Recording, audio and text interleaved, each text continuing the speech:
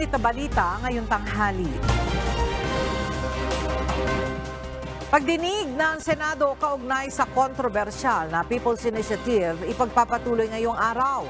Investigasyon isasagawa sa Davao City. International Criminal Court maaring maglabas ng arrest warrant laban sa ilang opisyal ng gobyerno sa Pilipinas. Pero paraan para maipatupad ang ICC arrest warrant, walang mekanismo ayon sa Office of the Solicitor General.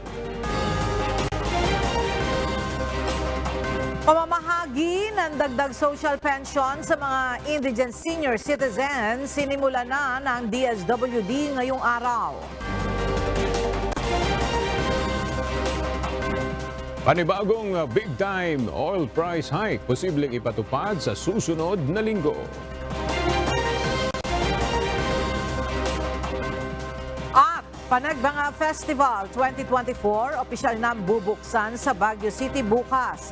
Mahigpit na seguridad, tiniyak ng PNP. Magandang tanghali mga kasangbahay. Ngayon po ay araw ng Biyernes, February 2, 2024.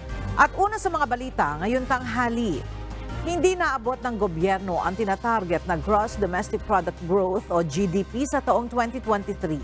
Sa kabila nito, naniniwala ang economic managers ng Marcos administration na mas uusad ang ekonomiya ng bansa sa taong 2024. Ito nila ay sa pamamagitan ng pagsusulong at pagpapatupad ng mga mahalagang polisiya at reforma ng pamahalaan. Narito ang report ni Nel Maribuhok. Hindi na aasa pa ang gobyerno sa pag-utang kung mapalalakas ang kita at pamumuhunan upang mapalago ang ekonomiya ng bansa. Ito ang posisyon ni Finance Secretary Ralph Recto matapos ilabas ng Philippine Statistics Authority o PSA ang ulat na umabot sa 5.6% ang Gross Domestic Product Growth o GDP ng bansa sa buong taon ng 2023. Mas mababa ito sa target na 6 hanggang 7% ng pamahalaan. Ang GDP ay ang kabuuang halaga ng mga produkto at serbisyo na ginawa sa loob ng bansa sa loob ng itinakdang panahon. Ito ay indikasyon kung umaangat ang kakayahan ng mga tao na magkaroon ng matatag at maginhawang buhay. Ayon sa kalihim, susi sa paglago ng ekonomiya ang katiyakang may abot kaya at sapat ang supply ng kalakal sa bansa. Sa kabila naman nito, ayon sa National Economic and Development Authority Director General at Socio-Economic Planning Secretary Arsenio Balisacan, ang nangyayaring gulo sa politika ay maaaring makaapekto sa ekonomiya ng isang bansa. Any country that has political instability will hurt its economy. So you know, it's the everybody's whether you're Philippines or Thailand or Vietnam, you want us to ensure that stability is maintained because at the end of the day, it's what determines major decisions in relation to investment. Sa ngayon ay nananatili sa 6.5 hanggang 7.5% ang target growth rate ng bansa para sa taong 2024. Tiniyak rin ni Secretary Balisacan na patuloy na magsusumikap ang pamahalaan na magpatupad ng mga programa at reforma na lalo pang magpapasigla at magpapaangat sa ating ekonomiya. Nel Maribuhok, UNTV News and Rescue, Diyos ang aming sandigan, serbisyo publiko ang aming pinahalagahan. Hinamo ni Vice President Sara Duterte ang mga nag-aakusa sa kanya ng pagkakasangkot sa Oplan-Tukhang at extrajudicial killing sa Davao City na magsampa ng kasong murder sa kanya sa anumang korte sa Pilipinas. Samantala, nais namang paimbestigahan ng isang mambabata sa House of Representatives ang umano'y kaugnayan ng Vice Presidente sa drug killings. Narito ang report ni Rosalie Coz. Mag-file kayo ng kasong murder laban sa akin. Ito ang matapang na pahayag ni Vice President Sara Duterte sa mga nag-aakusa sa kanyang sangkot siya sa Oplan-Tukhang at Davao Death Squad o DDS.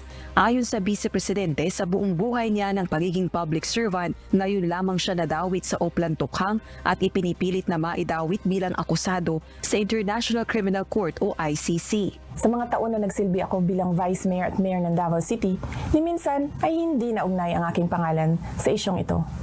Bigla na lang nagkaroon ng testigo laban sa akin nang mahalal ako na Vice President.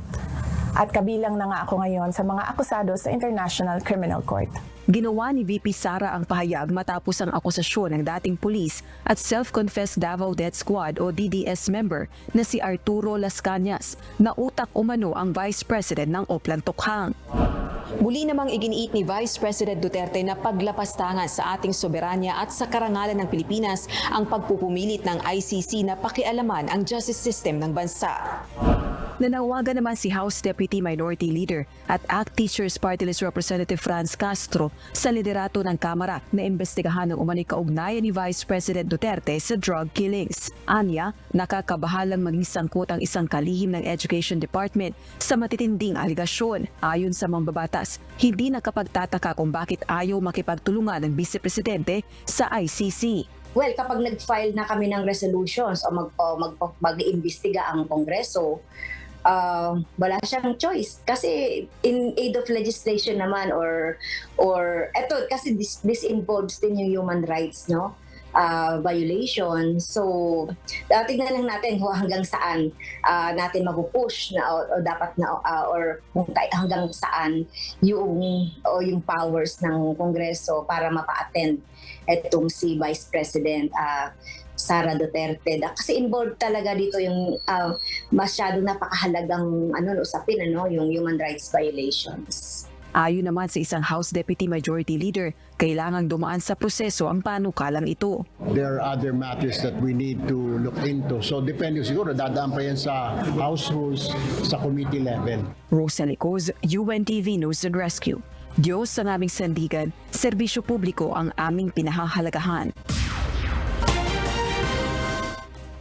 Ilang araw bago ang nakatakdang pagdinig ng Senado sa panukalang amyendahan ng mga probisyon ng saligang batas na may kinalaman sa ekonomiya, tinutulan ng ilang empleyado ng Senado ang charter change o CHA-CHA, maging ang isinusulong na Anilay Pekeng People's Initiative. Narito ang report ni Harleen Delgado.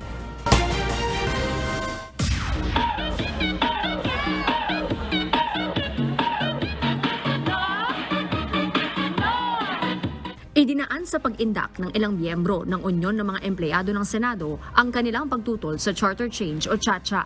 Giit ng sandigan ng mga empleyadong nagkakaisa sa adhikain ng demokratikong organisasyon o Senado, hindi napapanahon ang pag-amyenda sa saligang batas. Ang dapat nilang pagtuunan ng pansin ang mga problema ng ordinaryong Pilipino. Nananawagan po kami na ipasa ang mga batas na nagtataas ng sahod ng mga empleyado, hindi lang sa pamahalaan, ngayon din sa private sector, ensure ang job security, ang food security, dahil yan po ang mga issues na dapat nating pag-usapan sa ngayon.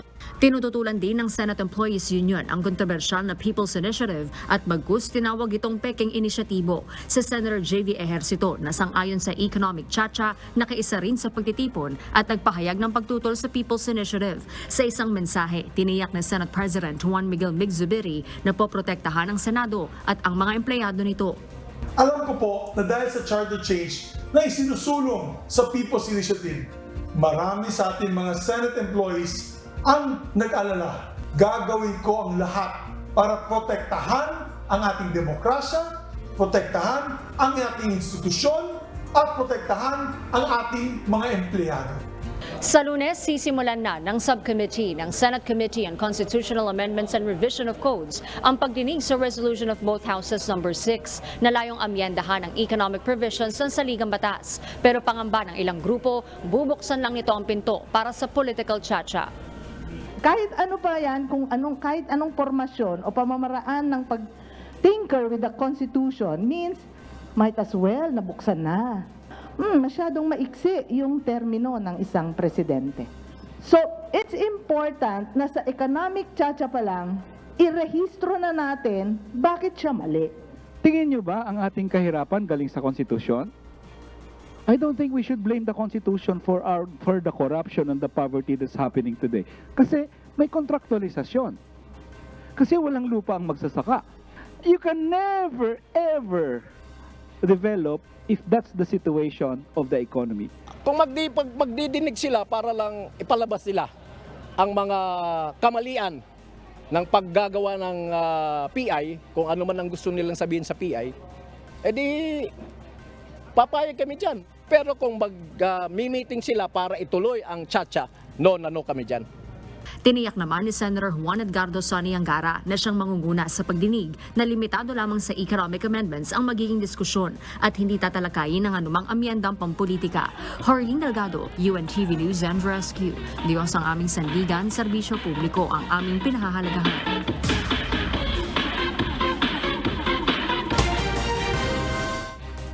Ipagpapatuloy ngayong araw ng Senado ang investigasyon sa kontrobersyal na People's Initiative. Gaganapin ang ikalawang pagdinig sa Davao City. Mula sa Davao City, naroroon ang ating correspondent na si Harleen Delgado live. Harleen, ano-ano yung inaasahan natin sa ikalawang pagdinig ng Senado kaugnay ng People's Initiative?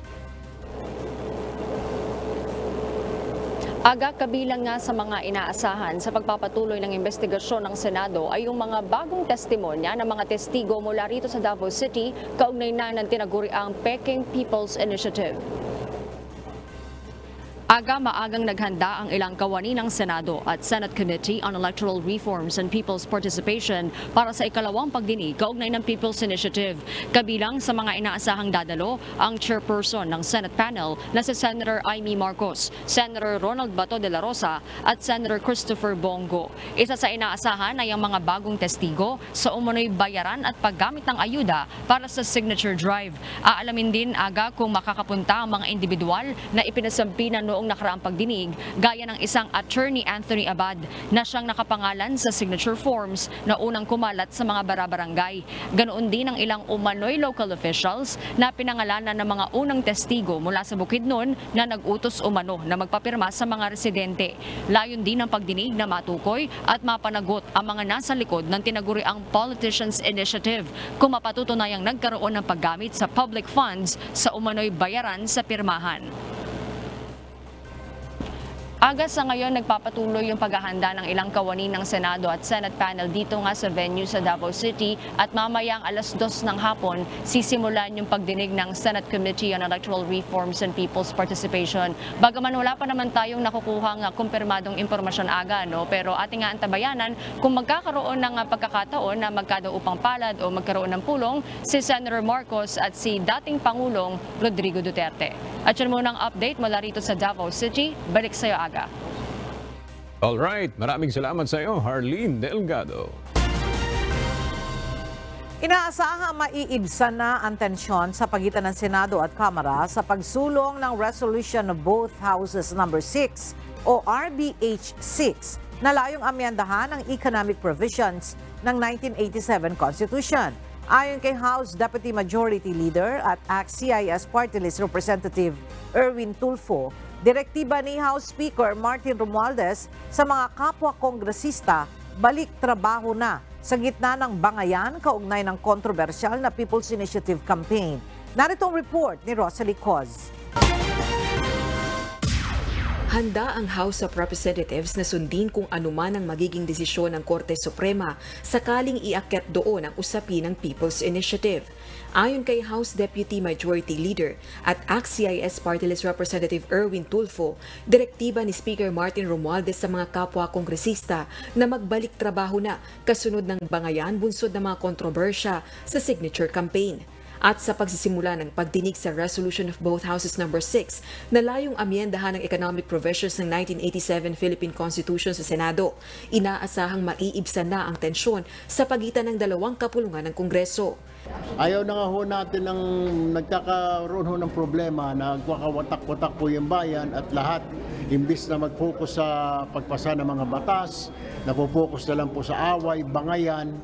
Ang gusto po ni Speaker, everybody sa caucus po kahapon, the instruction was just work, work, work.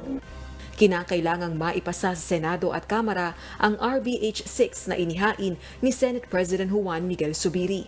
Sa susunod na linggo, uumpisahan na ng isang subcommittee sa Senado ang pagdinig kaugnay nito. Sa Senado naman nakasalalay ang pag-usad ng resolusyon. Sa Lunes, February 5, nakatakda namang ipasa ng House of Representatives ang isang resolusyon na nagpapahayag ng suporta sa liderato ng Kamara. Kasunod din ito ng mga batikos at pagtuligsang ibinato sa House of Representatives dahil sa PI campaign. Naniniwala naman ang isang House official, hindi nito palalain ang tensyon sa pagitan ng dalawang kapulungan ng Kongreso. So the House of Representatives, through this resolution, have all agreed to defend the integrity, the House of Representatives, from all these attacks, especially coming from our friends from the Senate. So yun lang yung laman nung resolution na yun. Napagkasunduan ang resolusyon sa isang caucus araw ng Miyerkules, January 31, kung saan nasa 200 kongresista ang dumalo ayon kay House Secretary General Reginald Velasco. Rosa Licoz, UNTV News and Rescue. Diyos ang aming sandigan, serbisyo publiko ang aming pinahahalagahan. Sinabi ng Office of the Solicitor General na maaaring maglabas ang International Criminal Court o ICC ng warrant of arrest laban sa mga opisyal ng pamahalaan na posibleng nakagawa ng krimen noong kasapi pa ang Pilipinas sa Rome Statute. Mula sa Mandaluyong City, ang detalye, alamin natin kay Dante Amento live. Dante, sino naman yung magpapatupad nitong arrest warrant ng ICC kung sakaling maglabas sila? Magandang tanghali, Aga. Sinabi sa mensahe sa UNTV News ni Solicitor General Usolgen Minardo Guevara, sinabi nitong walang mekanismo ang International Criminal Court o ICC para ipatupad o i-enforce kung sakaling mag-issue ang ICC ng warrant of arrest. Umaasa lamang anya ang ICC sa pakikipagtulungan ng Estado o bansa para maisisilbi ang warrant. Dagdag pa nito, maaaring maglabas ng arrest warrant ang ICC laban sa mga opisyal ng pamahalaan ng Pilipinas kung sino mang individual na maaaring nakagawa ng krimen noong kasapi pa ang bansa sa Rome Statute at kung may probable cause o sapat na batayang nakita ang kanilang pre-trial chamber. Pero pagdating sa enforcement, ay iba na anyang usapin ito. Kaya naman mahalaga ang kooperasyon ng Philippine government. Ang pahayag na ito ni Guevara ay nang matanong kung maaari bang maglabas ng arrest warrant laban kay Vice President Sara Duterte matapos iugnay ang pangalan nito sa Oplantokhang o Patayan sa Davao City noong alkalde pa lamang siya ng lungsod. Pero nanindigan naman ang opisyal na walang jurisdiksyon ang ICC sa Pilipinas matapos kumalas noong 2019. Kaya tumangging makipagtulungan sa kanila ang bansa, bukod pa ito sa mga isyu ng soberanya. Yan mo ang ating update. Balik sa iyo, Aga. Maraming salamat, Dante Amento. Nanawagan si dating Senador Gringo Honasan kina Pangulong Ferdinand Marcos Jr. at dating Pangulong Rodrigo Duterte na magkasundo at maging mahinahon para sa kapakanan ng sambayan ng Pilipino. Sa isang video message, umapela ang dating senador sa dalawang pangulo at nakiusap na magkaroon ng isang executive meeting kasama sina dating Pangulong Gloria Macapagal Arroyo at ex-President Joseph Erap Estrada. Dito anya pag-uusapan ng apat na pangulo kung ano ang kanilang mga plano at kung papaano sosolusyonan ang problema ng Pilipinas. I raise my voice to call for sobriety and calm between our two great leaders, President Bongbong Marcos and former President Rodrigo Duterte. We respectfully and humbly appeal to President Marcos Jr. to extend the hand of unity to former President Duterte at isama na po natin ang mga dating Pangulong Gloria Macapagal Arroyo at Erap Estrada. Four great leaders in one room, our most senior statesmen, away from the prying eyes of the media. A personal meeting among four concerned Filipinos, all wanting nothing but what is best for the country. Napakaganda po nitong larawan na papawi sa pangamba at mabibigay ng inspirasyon sa ating mamamayan. Umaasa naman si Honasan na mabibigyang katuparan ang kanyang panawagan upang mapanatili ang pagkakaisa ng mga Pilipino. Sana ay mapakinggan at mapagbigyan ang ating hiling. We are better off united than divided. So together with our leaders, let us continue to dream hard, pray hard, and work hard. Sinimula na ngayong araw ng Department of Social Welfare and Development ang pagbibigay ng 1,000 piso para sa social pension ng mga indigent at senior citizen. Ito'y matapos na mag-lapse noong 2022 ang Social Pension for Indigent at Senior Act kung saan dinagdagan ng 500 pesos ang dating pension na natatanggap ng mga mahihirap na senior citizens. Mula sa Quezon City, may report si Harry Ilagan live. Hari, ilang indigent at senior citizen yung mabibigyan ng karagdagang 500 pesos sa kanilang social pension ngayong araw. Magandang tanghali sa iyo, Aga. 250 na indigent senior citizen ang natanggap nga ng kanilang karagdagang 500 pesos sa social pension ng DSWD. Ito nga yung sa pamamagitan ng Republic Act 11916. Kung dati ay 500 piso lamang ang natatanggap ng social pension ng mga indigent senior citizens buwan-buwan, ngayong araw ay magiging 1,000 pesos na ito kada buwan. Dahil sinimulan na ng Department of Social Welfare and Development ang pamamahagi ng karagdagang 500 pesos na nasa 250 ng mga social pensioner na taga Quezon City. Sa ngayon ay makakatanggap ang bawat social pensioner ng 6,000 piso. Ito yung kabuuang pensyon nila sa unang semester ng taon sa buwan ng Enero hanggang Hunyo.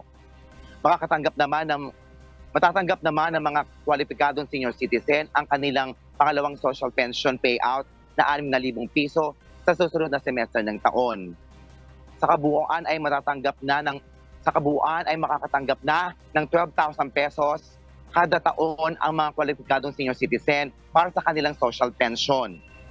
Ang indigent senior citizen o social pensioners ay tumutukoy sa mga kwalipikadong indigent senior citizen na may hina, may sakit o may kapansanan at walang pensyon o permanent ang pinagkukunan ng kita o regular na suporta sa kanilang kamag-anak upang matugunan ang kanilang pangunahing pangangailangan ayon sa itinakda ng DSWD. Well, kaya po may vetting process tayo from barangay, munisipyo, hanggang sa mga regional offices natin. Nang sa ganon, double check natin kung talagang sila po yung mga nangangailangan natin ng mga social pensioners. Sa ngayon, Aga, ay nasa 4 million na ang naka-enroll na indigent na senior citizen sa DSWD. Yan muna ang update. Balik kayo, Aga.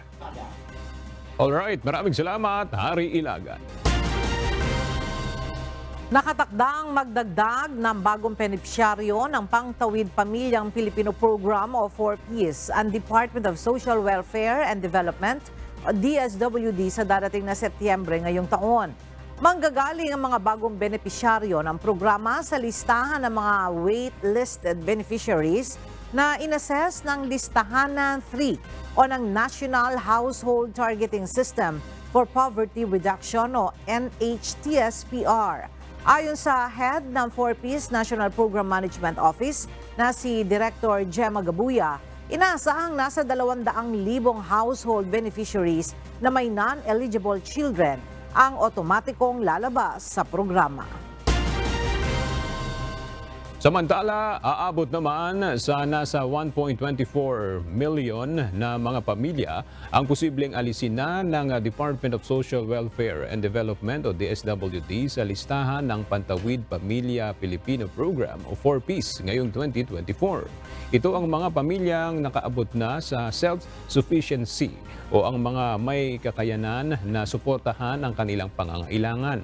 Ayon sa DSWD, bahagi pa rin ito ng patuloy na paglilinis sa listahan ng 4Ps upang masiguro na pawang ang mga kwalipikadong benepisyaryo ang makikinabang sa programa ng gobyerno.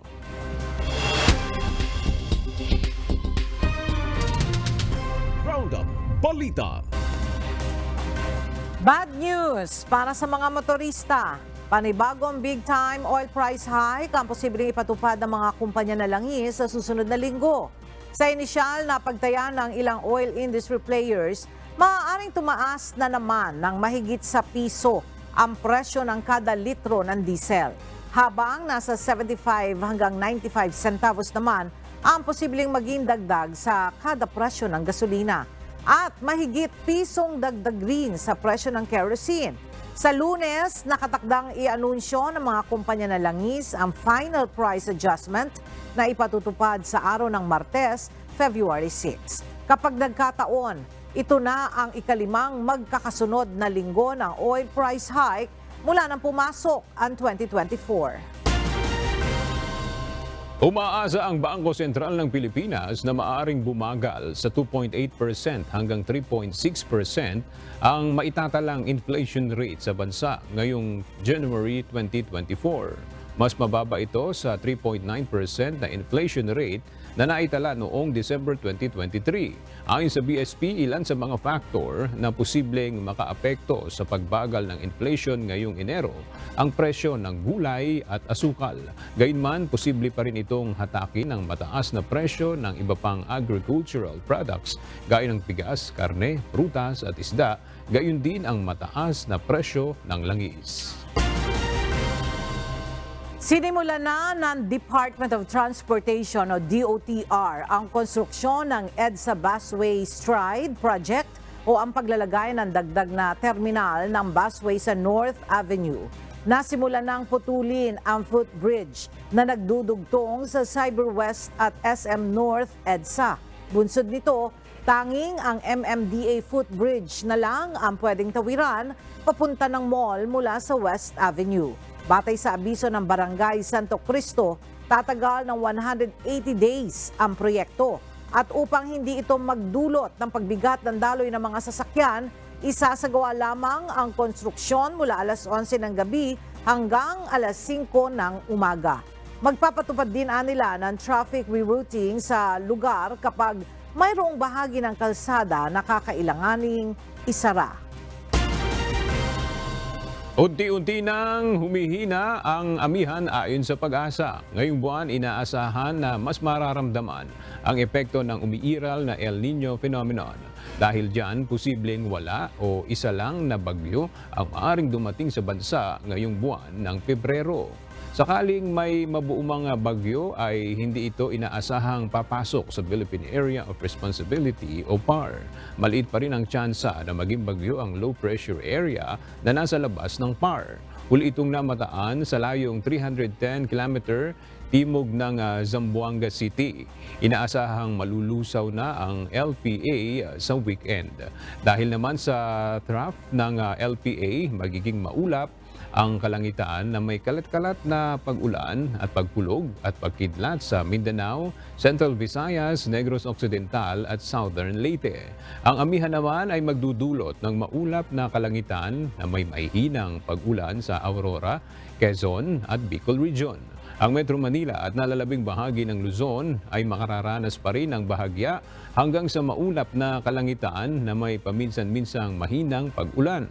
Bahagya hanggang sa maulap ang kalangitan na may kalat-kalat na pag-ulan at thunderstorms sa nalalabing bahagi ng Visayas. Isang symbolic kick-off ang isasagawa ng Commission on Elections o COMELEC sa voter registration sa Kalayaan Island sa West Philippine Sea sa February 12, 2024. Ang detalye sa ulat ni Dante Amento. Pangungunahan ng mga opisyal ng Commission on Elections o COMELEC ang kick-off o pagsisimula ng voter registration sa Kalayaan Island sa February 12, 2024. Ayon kay Chairman George Erwin Garcia, nais nilang patunayan na kahit saan mang bahagi ng bansa ay pwede nilang puntahan alang-alang sa karapatan ng ating mga kababayan na makaboto. Napaka-symbolic din kasi akala kasi nila walang nakatira doon sa may bandang area ng Kalayaan Island. Tatandaan natin at ang Kalayaan ay isang munisipyo ng probinsya ng Palawan. And therefore, dahil bilang isang probinsya, meron siyang mayor, meron siyang mga local officials, and isa siya talagang munisipyo. Tatagal ang voter registration hanggang September 30, 2024. Ito ay bilang paghahanda para sa 2025 national and local elections. Dagdag pa ni Chairman Garcia, idedeklara rin nilang National Voters Day ang February 12 bilang pagkilala sa mga botanteng Pilipino. Bukod sa Kalayaan Island, magtutungo rin ang COMELEC sa Mindanao Region para hikayatin ang ating mga kababayan na magparehistro. Target ng COMELEC na magkakaroon ng 3 milyong bagong botante. para man lang kahit paano maengganyo, mahikayat natin ang mga kababayan natin na magpa-rehistro. Pupunta rin po tayo sa Bicol, pupunta rin po tayo sa Mindanao and such other parts of the country para kahit paano mas madami magpaparehistro from February 12 to September 30. Dagdag pa ni Chairman Garcia, matapos nilang suspindihin ang pagtanggap ng mga pirma para sa People's Initiative, ay nakagaan ito sa kanilang trabaho.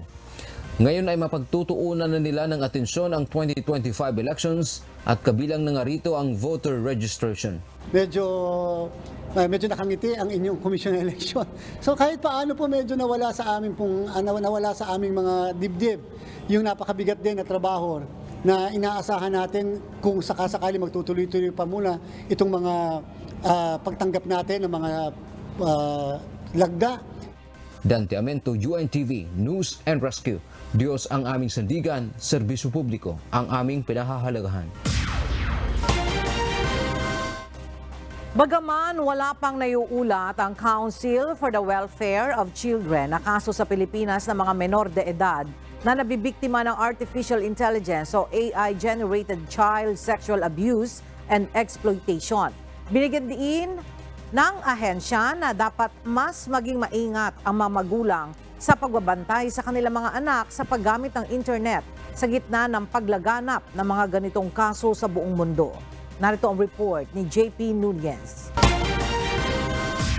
Nakababahala ngayon ang paglaganap ng child sexual abuse and exploitation sa iba't ibang bahagi ng mundo sa pamamagitan ng artificial intelligence o AI-generated images. Gayunman sinabi ng Council for the Welfare of Children na wala pa namang naiuulat na ganitong kaso sa Pilipinas.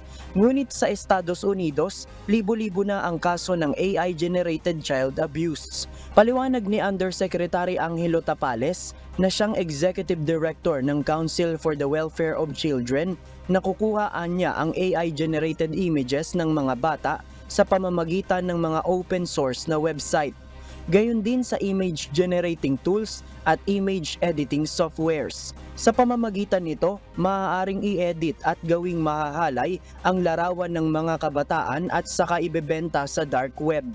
Yan po ay tinetrade or binebenta sa dark web. So batay po sa mga pag-aaral po sa ibang bansa, like kunyari po sa United Kingdom, meron silang mga na-monitor na ganito, and of course ang pangambaho nila, the realism is really incredible. So photorealistic images daw po yung talagang nakikreate, talaga po nakakabahala, kaya po binabantayan po natin. Ayon kay Yusek Tapales, mahalaga ang papel na dapat gampanan ng mga magulang o guardian sa pagmomonitor sa mga bata sa paggamit ng internet upang maiwasang mabiktima ng ganitong kriminalidad. It's really important to recognize harmful contents tsaka harmful people in the internet. Pag dubious website, sabihan niyo po ang mga anak niyo, huwag pong pumasok dyan, huwag makipag-usap po sa mga hindi kilala. Of course, talk to your children, spend time with them. The family should be involved. Payo ng Council for the Welfare of Children, kapag mayroong mga kahina-hinalang bagay sa internet o na biktima ng child sexual abuse and exploitation, maaari nila itong itawag sa helpline ng ahensya sa 1383. Nauna nang humiling sa Kongreso ang Department of Justice para pag-aralan ang mga posibleng hakbang laban sa artificial intelligence na nagagamit ngayon sa sexual exploitation sa mga kabataan. JP Nunez, UNTV, News and Rescue. Diyos ang aming sandigan, serbisyo publiko ang aming pinahahalagahan. Binigyang diin ng Department of Foreign Affairs o DFA na hindi pinahihintulutan ng kagawaran ang anumang katiwalian sa visa at consular services nito. Ito ay matapos maiulat ang umano'y pangingikil sa mga dayuhan ng ilang embassy workers abroad na nag-a-apply ng visa para makabiyahe sa Pilipinas. At para sa detalye, makibalita tayo kay Rosalie Coz live. Rosalie, paano inaaksyonan ng DFA yung mga alegasyon ng katiwalian sa visa application? Aga, tiniyak ng Philippine Department of Foreign Affairs o DFA na may sistema itong umiiral upang masiguro ang integridad at mapanatili ang maayos na pagproseso ng visa. Kabilang narito ang pagsagawa ng akma at masusing investigasyon sa mga ulat ng irregularidad kaugnay nito. Ayon sa DFA, hindi nito pinahihintulutan ng katiwalian sa visa at consular services sa Philippine Foreign Service Post. Ginawa ng kagawaran ng pahayag matapos maiulat kamakailan ang umano'y extortion o pangingikil sa mga foreign national na nag-a-apply ng visa upang makabiyahe patungong Pilipinas. Ilang embassy workers umano sa isang embahada ng Pilipinas abroad ang sangkot dito. Maigting naman ang ginagawang pakikipag-ugnayan ng DFA sa Foreign Service Post at stakeholders sa tourism at security sectors patungkol sa pag-i-issue ng entry visas at pagresolba ng mga reklamo. Balik sa iyo, Aga. Maraming salamat, Rosalie Coz. Kumpleto na muli ang command group ng Philippine National Police. Ito ay matapos na punan ang ikalawa sa pinakamataas na posisyon sa pambansang pulisya o Deputy Chief for Administration, kapalit ni Police Lieutenant General Rodel Sermonia na nagretiro noong nakaraang Biyernes. Mula sa Camp Crame, may report si Leia Ilagan live. Leia, sino ang inilagay na number 2 in command ng PNP? Magandang tanghali sa iyo, Ella. Itinalaga nga bilang number 2 in command dito sa Philippine National Police kapalit ng nagretirong si Police General o Lieutenant General Rodel Sermonia ay itong si Police Lieutenant General Emmanuel Peralta. Si Peralta ang dating Chief Directorial Staff o yung number 4 in command sa Philippine National Police. Mula number 4 ay iniakyat nga siya sa number 2 at nalakdawan ang number 3 in command na si Police Lieutenant General Michael Jan Dubria.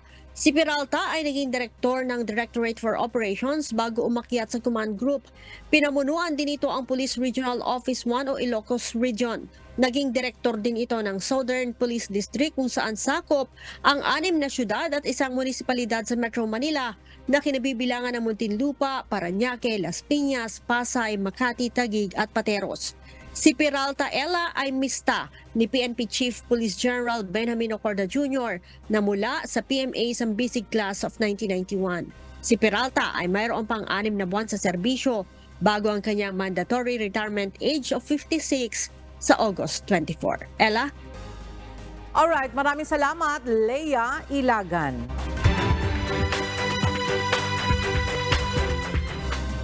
Tinupok ng sunog kaninang madaling araw ang bahagi ng Iriga City Public Market sa probinsya ng Camarines Sur. Dahil dito, ilang mga stall ng tindahan sa naturang palengke ang nadamay sa nangyaring sunog.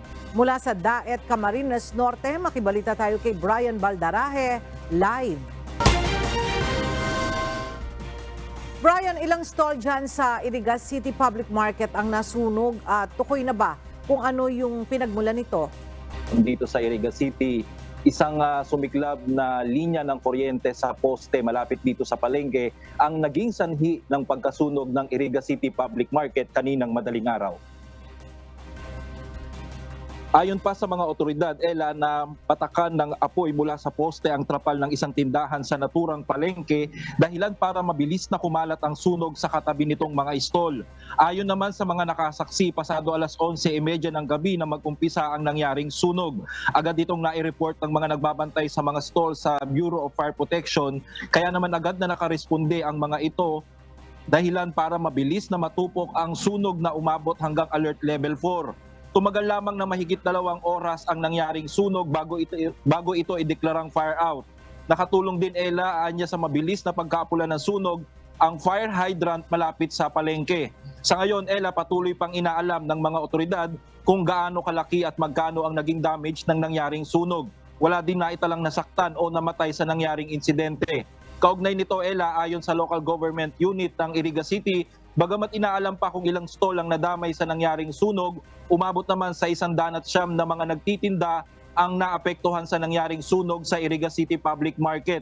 Kabilang din dito, Ella, sa nadamay ay ang 3 bahay na gawa sa light materials malapit sa palengke.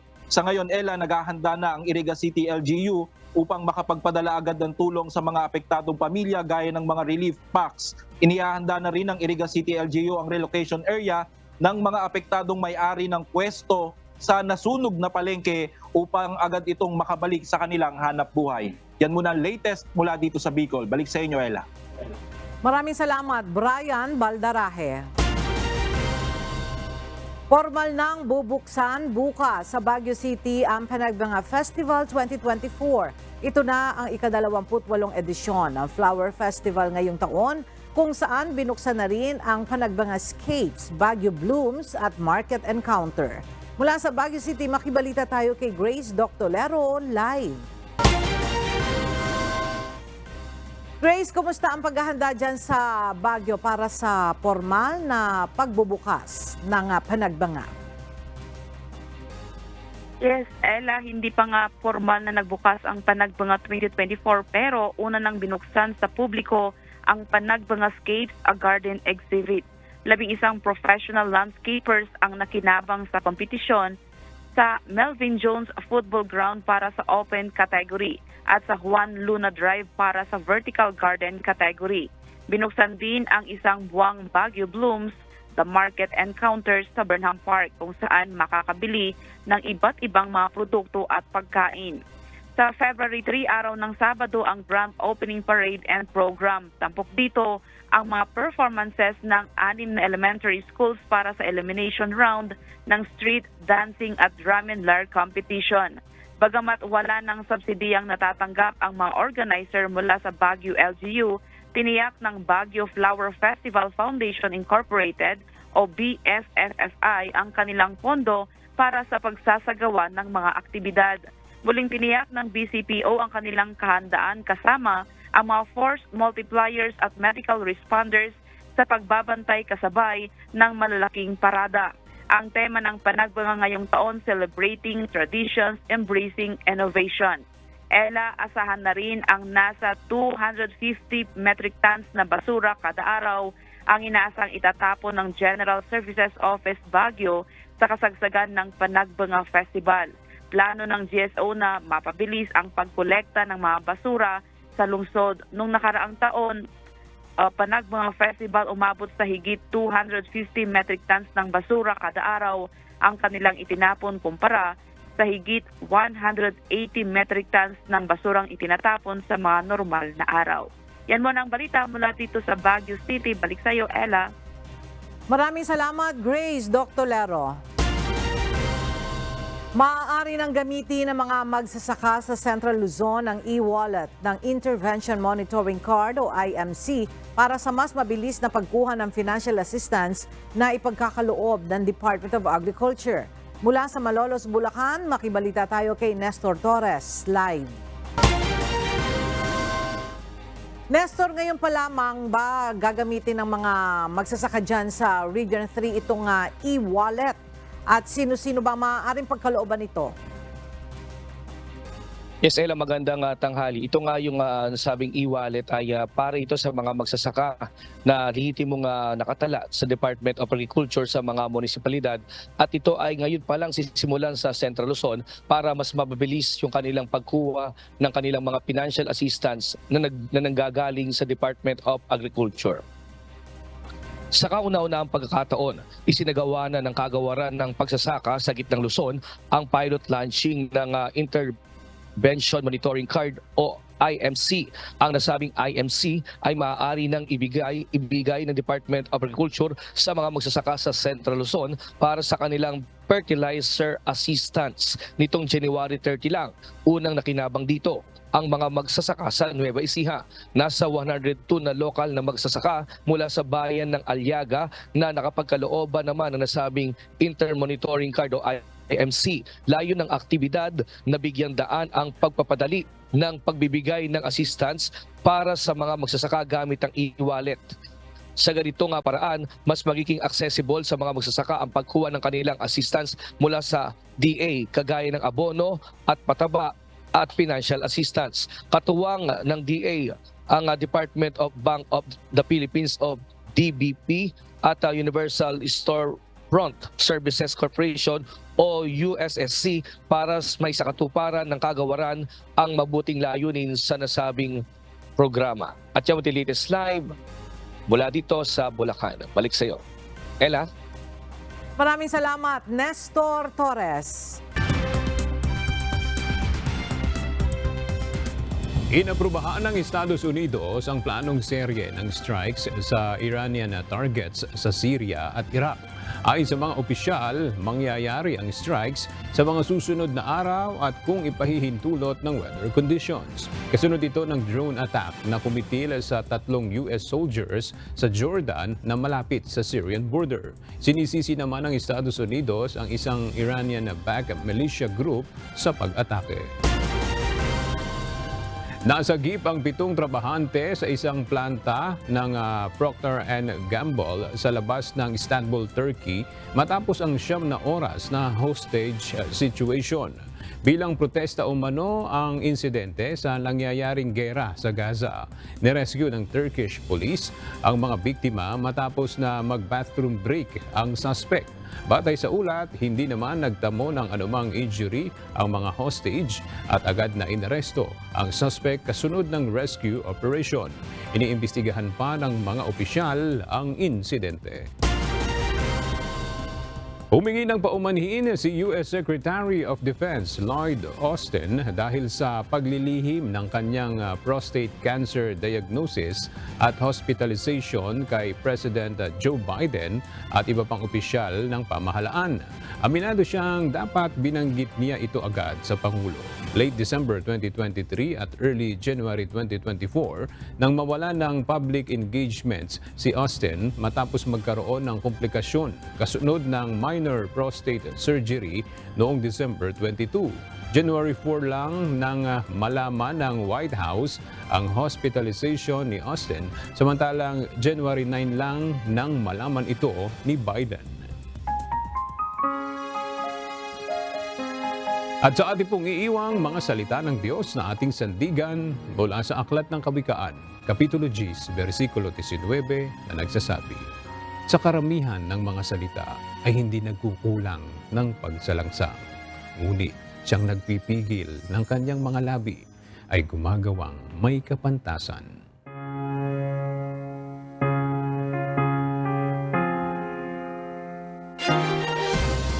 At yan ang mga balitang aming tinutukan at inaksyonan dahil sa aming pagbabalita, una, ang pagkalinga sa kapwa. UNTV-C News, may balita saan mang panig ng daigdig.